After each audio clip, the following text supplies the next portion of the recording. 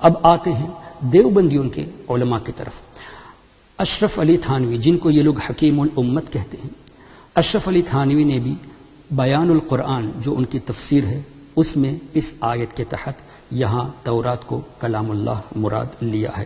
اسی طرح احمد سعید دہلوی نے اپنے ترجمے اپنی تفسیر انوار البیان میں، اور تفسیر عثمانی میں شبیر احمد عثمانی نے، اور اسی طرح معارف القرآن میں مفتی شفیع نے بھی یہاں تورات کو اللہ کا کلام مانا ہے۔ اللہ اکبر۔ محترم حضرات، بتانا یہ ہے کہ صرف عقائد کی کتابوں میں نہیں، صرف تفاسیر میں نہیں، صرف حدیثوں میں نہیں، دیوبندیوں کے امام نے بھی، جن کو یہ اپنے اکابر مانتے ہیں، انہوں نے بھی اس کو لکھا ہے۔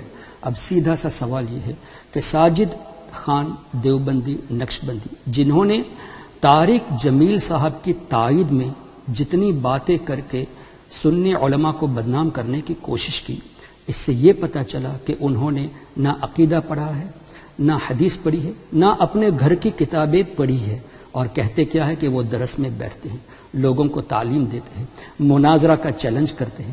مناظرہ کرنے سے پہلے اپنے گھر کی خبر لی جائے۔ اب ہمارا سوال ان سے یہ ہے کہ تورات، انجیل، زبور یہ اگر اللہ کا کلام نہیں تو کس کا کلام ہے؟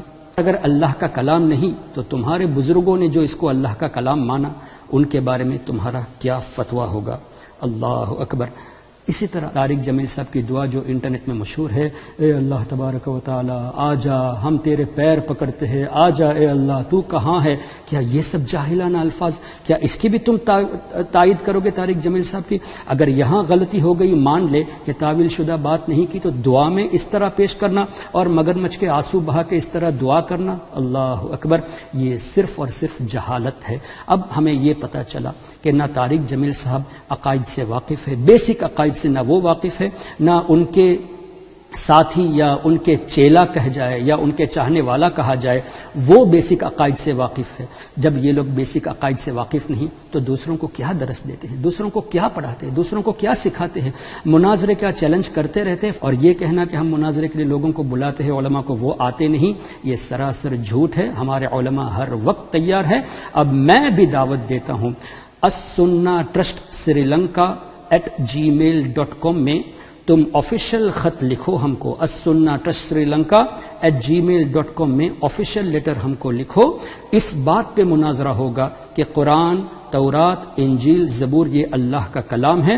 جو اللہ کے کلام کو اگر ہم یہ کہتے ہیں کہ یہ اللہ کا کلام ہے اور تم کہتے ہو کہ قرآن کے علاوہ تورات، انجیل، زبور یہ اللہ کا کلام نہیں ہے، یہ لکھ کے دو اور اس پر انشاءاللہ مناظرہ ہوگا۔ اور یہ بھی لکھ کے دینا کہ جو تورات، انجیل، زبور کو اللہ کا کلام مانتا ہے اس کے بارے میں کیا حکم ہے۔ جب تم حکم بتا دو گے آفیشیل ای میل کے ذریعے تو انشاءاللہ اس پر جوابی کارروائی ہوگی اور مناظرہ انشاءاللہ ضرور ہوگا۔ لیکن یاد رکھ لینا، مناظرے سے پہلے اپنے بزرگوں کی خبر لو۔